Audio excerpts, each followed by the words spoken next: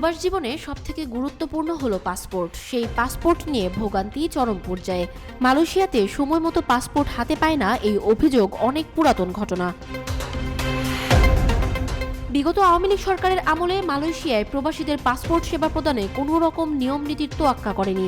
দরপত্র ছাড়াই ইএসকেএল নামক একটি বেসরকারি কোম্পানিকে দায়িত্ব দেয়। ইএসকেএল সাবেক স্বৈরাচারী ফ্যাসিস্ট সরকারের প্রধানমন্ত্রী শেখ হাসিনার পারিবারিক প্রতিষ্ঠান,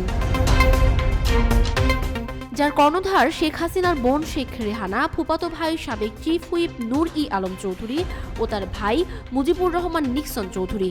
কোম্পানির ব্যবস্থাপনা পরিচালক পদে আছে মাওয়া হিলসা প্রজেক্টের মালিক গিয়াসউদ্দিন আহমেদ, আর মার্কেটিং ব্যবস্থাপনার দায়িত্ব প্রদান করা হয়েছে অভিনেতা আরমান পারভেজ মুরাদকে।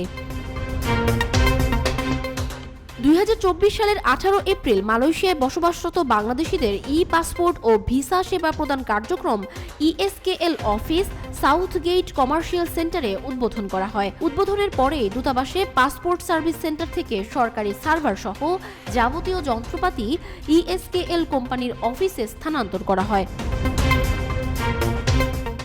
চুক্তি অনুসারে ইএসকেএল কোম্পানির কর্মচারী কর্তৃক পাসপোর্ট সার্ভিস সেন্টারে পাসপোর্ট আবেদন জমা ও বায়োমেট্রিক সম্পন্ন করার কথা থাকলেও ডেপুটি হাই কমিশনার খাস্তগিরের সহযোগিতায় চুক্তির শর্ত ভঙ্গ করে ইএসকেএল কোম্পানি পাসপোর্ট সার্ভার সহ যাবতীয় যন্ত্রপাতি জোর করে ইএসকেএল এর নিজস্ব অফিসে খুলে নিয়ে যায়, যার ফলে সরকারি অনেক যন্ত্রপাতি নষ্ট হয়ে গেছে।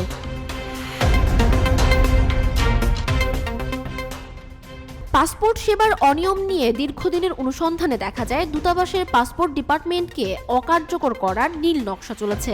পাসপোর্ট সময় মতো পাওয়া তো দূরের কথা, ভোগান্তি বেড়েছে আকাশচুম্বী। ন্যাশনাল আইডি বা জন্ম নিবন্ধনের সাথে পাসপোর্টের তথ্যের মিল না থাকায় পাসপোর্টের দিকে আগ্রহ কম মালয়েশিয়ায় বসবাসকারী প্রবাসীদের মধ্যে। এরই মধ্যে হঠাৎ করে এমআরপি পাসপোর্ট নবায়ন বন্ধে সরকারের হঠকারী সিদ্ধান্তে ভোগান্তি চরম আকার ধারণ করেছে। সময় মতো পাসপোর্ট না পাওয়ার কারণে কয়েক লাখ প্রবাসী অবৈধ হয়ে যাওয়ার আশঙ্কা রয়েছে।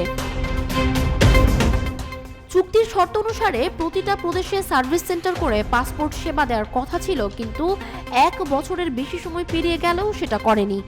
এমন পরিস্থিতিতে অবৈধ অভিবাসী হওয়ার আশঙ্কা থেকে মুক্তি পাওয়ার আশায় কুয়ালালামপুর হতে 4 থেকে 500 কিলোমিটার দূরের মালয়েশিয়ার বিভিন্ন প্রদেশ থেকে হাজার হাজার বাংলাদেশি এক্সপার্ট সার্ভিসেসের অফিসের নিচে রাত কাটাচ্ছেন।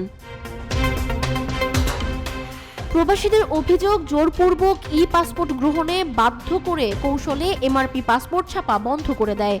এতে আমাদের আবেদন করা 30,000-এর বেশি এমআরপি পাসপোর্ট ঝুলে আছে। অভিযোগ আছে ইএসকেএলকে অতিরিক্ত টাকা দিলে কোনো লাইন ছাড়াই আবেদন করতে পারছে সহজেই।